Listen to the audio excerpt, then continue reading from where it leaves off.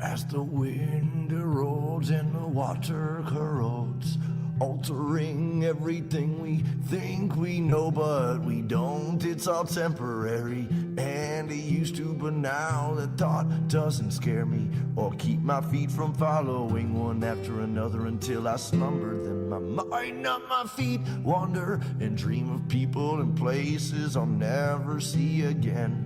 I've mended as much mental anguish as I can, and now I try to use this language to take these thoughts from my head to my pen. Cause though I don't speak of my dead friends or the circumstances, often the blow never softens or yields.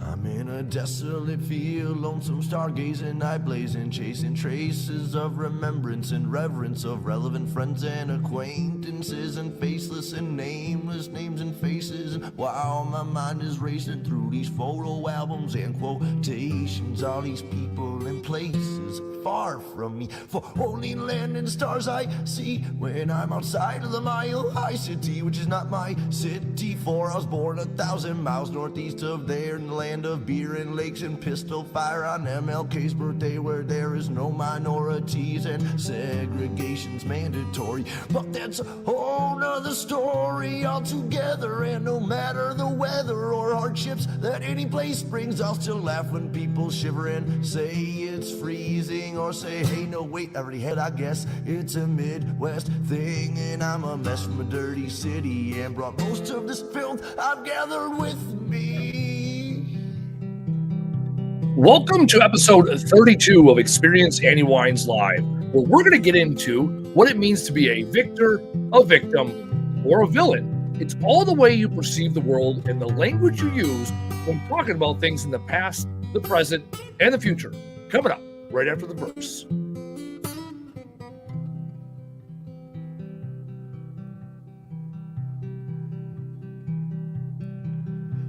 My work labors on as lovers sleep in each other's arms, remaining calm and collect. I begin my self-reflection process of redemption. Honestly, I don't know where this road leads, or if I'm even going. Could be rowing upstream, or worse, chasing my dreams to the peak, to finally be somebody doing something with what I have, rather than saying again and again that I can't and I won't anymore from this day forward. Cause Lord knows the past is set in stone, the present is yours to mold and to use for future uses. I know I'm a nuisance, I'm told, cause I'm neither young nor giant nor gnome. I don't sleep on these streets usually, though I've made thrones of my own. I don't sit well with idle hands, though don't know what to do when I'm home all alone. I'm a menace thrown from society, and as it lies to me, I'll smile silently as others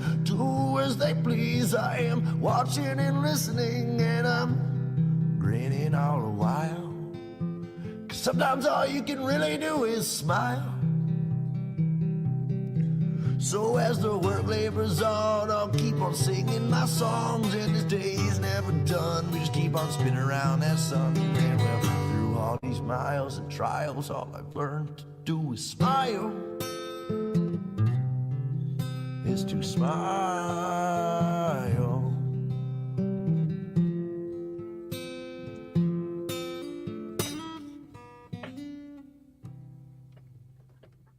Here we are. Welcome to another episode of Experience Annie Weins Live. This is the weekly opportunity for me to sit and jam for about 15 minutes on a topic that is relevant to me in my life today, and also relevant in the world for most people. So today we're going to be talking about what it means to be a victor, a victim, or a villain in the way that you use language when things happen near you. So we'll be getting to that here in a moment. First, let's talk about gratitude and why it's so important to express gratitude. When we go out of our way looking for opportunities in this world and looking for optimism, we will drive a more optimistic mindset. So every week I talk about gratitude because it's something I generally struggle with. And I can look back and say, okay, you know what? Once a week, at least, I know that I stopped my day, I stopped my life to look at and appreciate the people and the things, and not always people, appreciate the people that are in my life. So today I want to express gratitude to one of our employees here at Camel Crew, a gentleman his name is Aaron. Aaron's a relatively quiet guy. And he's been working for us for almost a year now. And I'm often not really sure what's on his mind and what he's thinking. And does he like this job? Does he not like this job? Why does he come to work every day? And so today I asked him, why do you like coming to work? And he really opened up about how he never considered recycling and being environmentally responsible, how he used to litter and didn't think about separating trash from recyclable goods, right? Very, very simple things. And so I'm really grateful that we have employees that come here with an open mind, and when they work here in this industry, in the recycling world, they learn, and then when they learn, they then impacts their lives. And then in his case, he's got a girlfriend and a kid, and now it impacts those people's lives. So I'm grateful for the people and all the people that come here to do tours of our facility. I'm grateful for the people that are open and willing to learn about an industry that I've grown up in and I very much love and enjoy. So I'm grateful for people that are willing to learn, willing to walk into any room and with the assumption that they don't know it all. So if you're one of those people, I'm also grateful for you. And that's why you're joining us this week, to take in some information from somebody else to consider, because it may change your life. Second thing I want to talk about, as always, is my ask. I always want to lead right bottom line up front. What do I need in this world? And right now I'm looking to go to lunch. I love lunch. And anybody that knows me knows I have the best lunch here in Milwaukee. It's pretty simple. Between 11 and 12 every day, someone shows up here to my warehouse. We do about a 10, 15-minute tour of the warehouse, teach them about how we do what we do, and then we go over to the illustrious Butler Inn and grab soup, sandwich, whatever burger is on their mind. So if you are in the greater Milwaukee area, or you plan on coming to the greater Milwaukee area soon, hit me up. Taylor will put the link in. I'm surprising Taylor with this. Taylor will put the link in somewhere so you can click on it. And then we can set up a time to go grab lunch, because I have to eat every day, and let's break bread together. All right, there we go. All right, let's talk about Victor, villain, and villain, and victim. I keep getting screwed up. Victim and Victor. So when I first started writing my book, Hustle, Struggle, Grinds, the 13 Lessons of Life, this was an entire chapter of the book.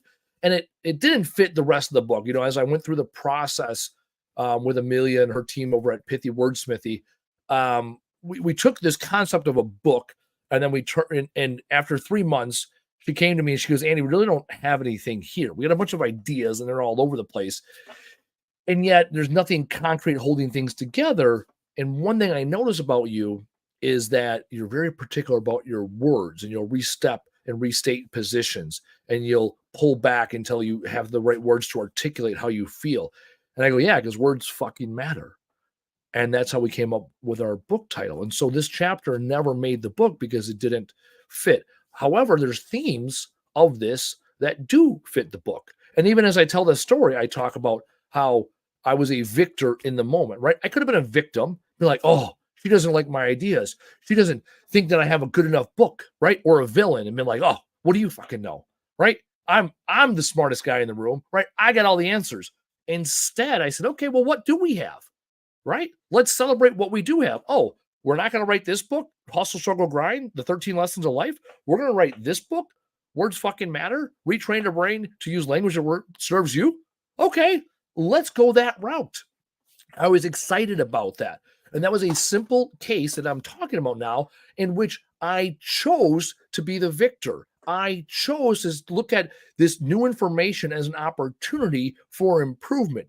We grew up with a saying in our house. It's still in my parents' kitchen today. It says, never neglect an opportunity for improvement.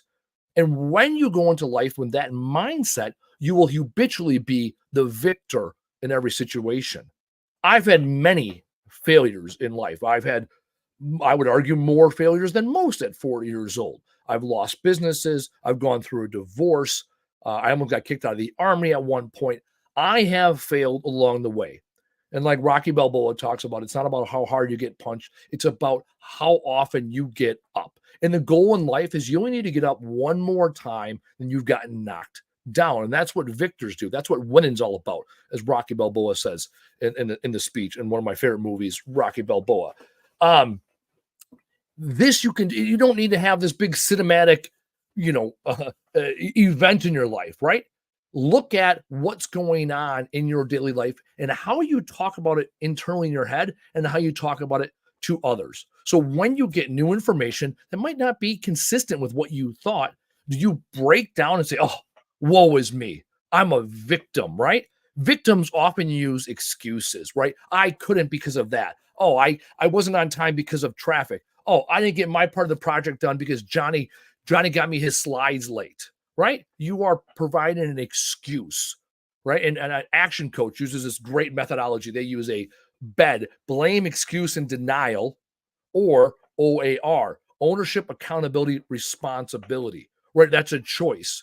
And when you use excuses as to why you didn't achieve your goals, you're a victim. And you can otherwise take ownership, accountability, and responsibility. I had a couple guys last week. They came back and their truck was a mess. They did not pack their truck right. And everyone was doing this. Everyone wanted to point fingers. And then one of the lead guy goes, well, I was in the basement. I wasn't watching these guys, right? Well, that's an excuse, right? And then he blames. He didn't even know who to blame.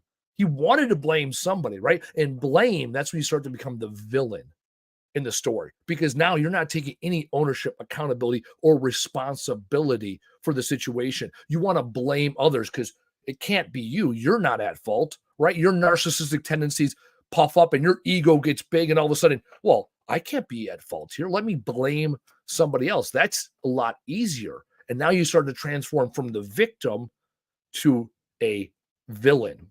And finally, the third thing, right, as we talk about the action coach methodology of blame, excuse, denial. When you are in denial, you are ultimately the ultimate villain, because now you aren't even rooted in reality. Now you won't even accept facts for what they are. So you could say, well, the project was late. Let's go back to that example of a project not getting done. Well, it's like, well, it wasn't late. I got my part done. But it's like, but did the whole team get the project done? No. Okay, well, then the team failed and you're on the team. So you're a failure. Accept that in this moment, I'm a failure. What are you going to do about it now? What are you going to do about it next project? What are you going to do to take ownership, accountability, and responsibility for what is happening to you in your life right now? Or are you going to blame other people or be total denial? I had a person that worked here for a better part of 2 years. He was in charge of the entire company.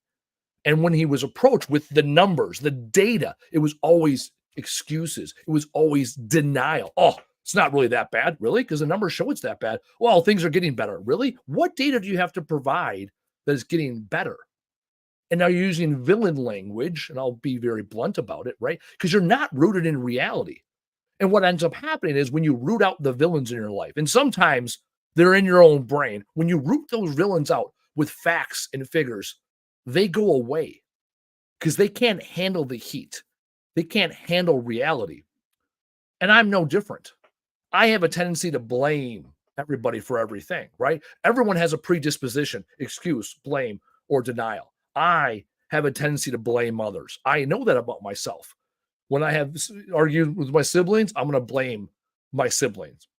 When I'm struggling in my relationships, I'm going to blame my significant other. When things aren't going right around here at Camel Crew, I have a tendency to blame the employees, blame the economy, blame the government. And yet, my situation hasn't changed. And often, I'm worse than I was to start because now I'm taking no ownership. Now I'm going from a villain, maybe even a victim mindset that has no ability to control my world to being a depressed individual, right? There's all these uncontrollables. And as soon as I transform my language, I no longer blame. I say, okay, I'm struggling in my relationship with my siblings. What can I do about it? What have I done? How have I shown up? When have I reached out? And if I have no answer there, right, and I haven't put the work in, well, then I can't blame others.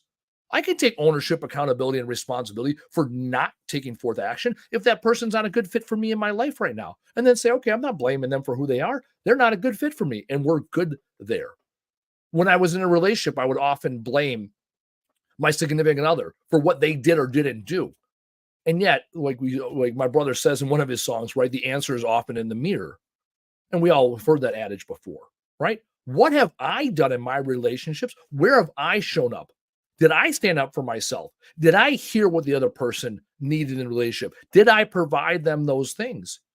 And if I can look at myself in the mirror and say, okay, yeah, I did those things and it's not working out, I can still fail and walk away gracefully, which I have in my past. And even at work here, right? I sit around often and say, why do these guys not know this shit? The posters on the wall, they've received the training. Why are we still failing here? And yet I can say, okay, what does ownership look like? Ownership looks like I go downstairs on the floor, I get involved, I see where the gap is between the expectation and the reality. I take it upon myself to train the individuals.